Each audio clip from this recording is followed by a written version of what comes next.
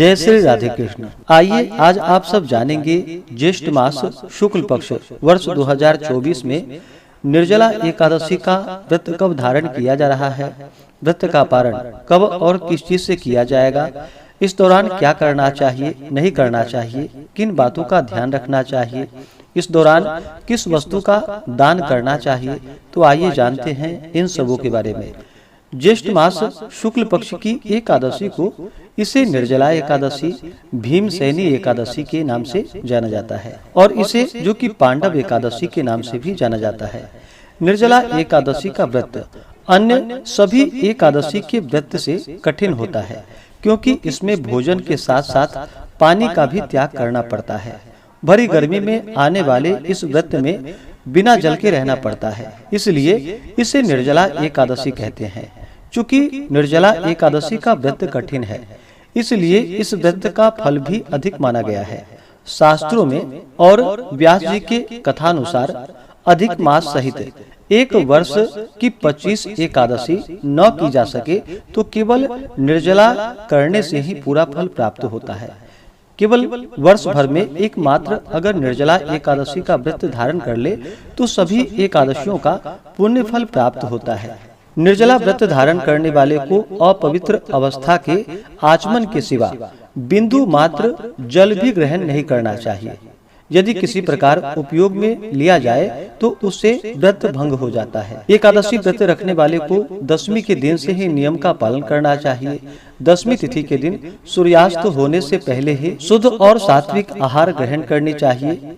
उस दिन हविष्यान्न भोजन ग्रहण करना चाहिए, जैसे कि जौ, गेहूं, गौघृत, काली मिर्च, शर्करा आदि का प्रयोग करके भोजन ग्रहण करना चाहिए। तेल आदि का प्रयोग नहीं करना चाहिए।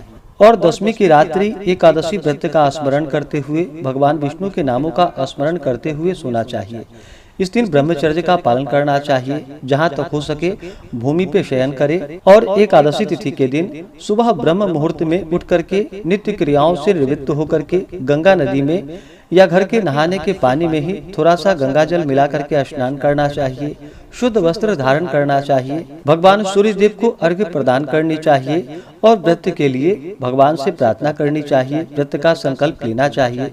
भगवान से प्रार्थना करनी चाहिए कि हे भगवान विष्णु, हे माता लक्ष्मी, आज मैं निर्जला एकादशी का व्रत धारण करने जा रहा हूँ या करने जा रही हूँ। इस प्रकार से भगवान से प्रार्थना करे कि यह व्रत मेरा निर्विघ्न पूरा हो, हमें पुण्य फलों की प्राप्ति हो।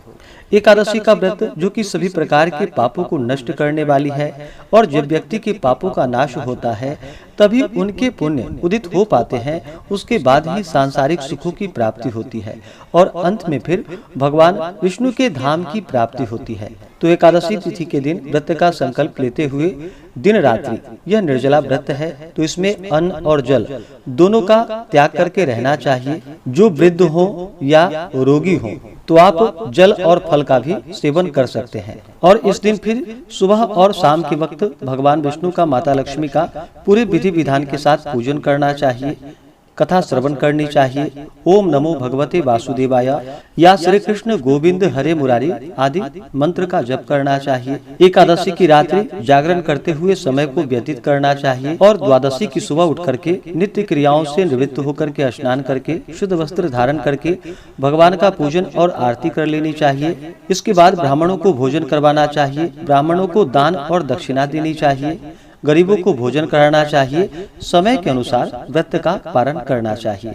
तो आइए जानते हैं निर्जला एकादशी व्रत के शुभ मुहूर्त और पारण समय के बारे में। ज्येष्ठ मास शुक्ल पक्ष की एकादशी तिथि प्रारंभ समय 17 जून 2024 दिन सोमवार सुबह 4:44 और एकादशी तिथि की जो समाप्ति है वह 18 जून 2024 दिन मंगलवार को सुबह 6:26 पे।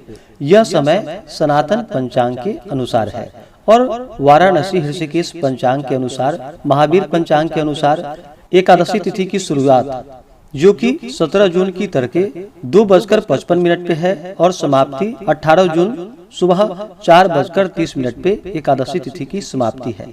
तो वाराणसी ऋषिकेश पंचांग के अनुसार और महावीर पंचांग के अनुसार या सनातन पंचांग के अनुसार गृहस्थों के लिए 17 जून को व्रत बतलाया गया है और 18 जून को, जो कि द्वादशी युक्त एकादशी है, जो कि वैष्णवों के लिए द्वादशी युक्त एकादशी का व्रत धारण करना चाहिए, तो 18 जून को व्रत धारण करेंगे। निर्जला एकादशी का व्रत जो कि कठिन माना जाता है, 17 जून को अगर व्रत धारण करते हैं तो व्रत का पारण जो कि हरिवासर समाप्त होने के बाद किया जाता है।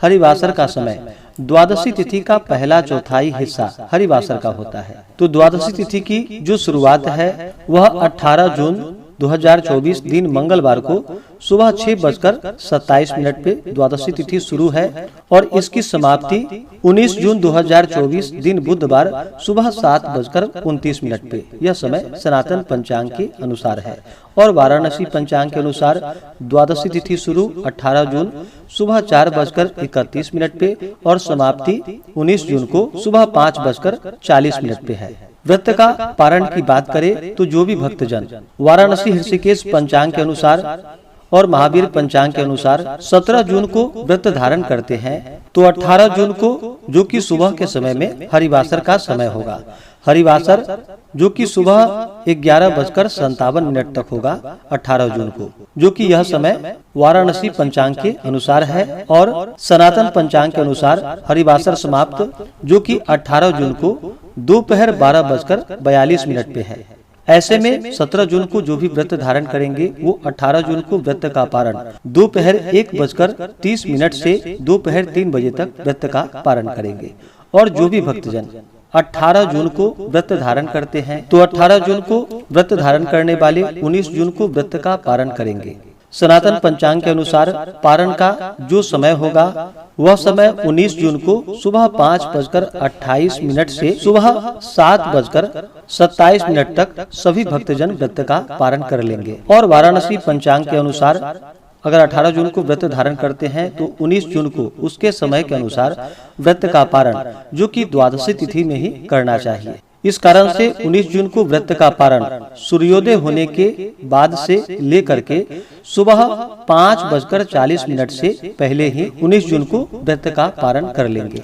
तो आप अपने जगह के अनुसार व्रत को धारण कर सकते हैं। तो 17 जून गृहस्थों के लिए जो व्रत है तो इसमें पारण का समय जो कि अगले दिन दोपहर के समय में प्राप्त हो रहा है। ऐसे में व्रत रखना बिना जल के संभव ना हो पाए तो आप 18 जून को भी व्रत धारण कर सकते हैं। ध्यान रखें, द्वादशी समाप्त होने से पहले ही व्रत का पारण कर ले। आप जहाँ भी हों उसके अनुसार व्रत को धारण करें।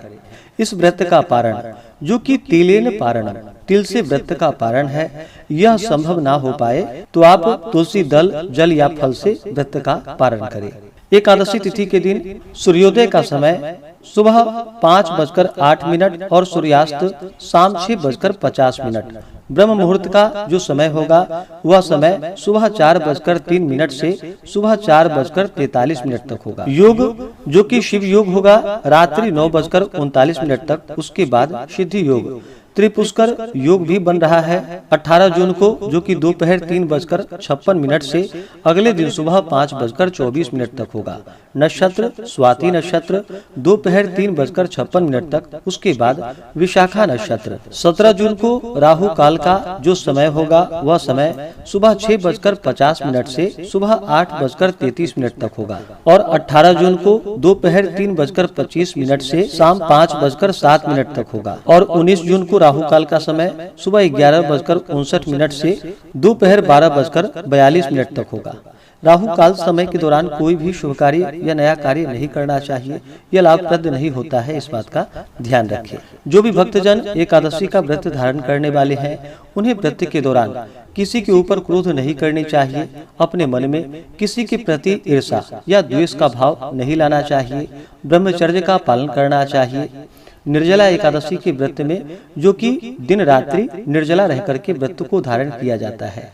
अगर पानी के चलते प्राणों पर संकट बन आए तो ऐसे में पशुवत बन करके यानी कि गाय जैसे बन करके थाली में पानी को रख करके ऐसे में पानी को ग्रहण करना चाहिए, जल ग्रहण करना चाहिए अगर प्राणों पे संकट बन आए तो। नहीं तो इस व्रत में आचमन के सिवा जो कि जल ग्रहण नहीं किया जाता है। जो वृद्ध हो, रोगी हो, उनके लिए जल और फल आप ग्रहण कर सकते हैं, इसमें कोई दिक्कत नहीं है। इस व्रत में कुछ बातों का ध्यान रखा जाए तो इससे अनंत फलों की प्राप्ति होती है। इस व्रत के प्रभाव से स्त्री हो या पुरुष सभी के मंदराचल जैसे भीषण और महान पाप भी नष्ट हो जाते हैं। इस व्रत में गोदान का बड़ा महत्व है, अर्थात गोदान अवश्य करना चाहिए।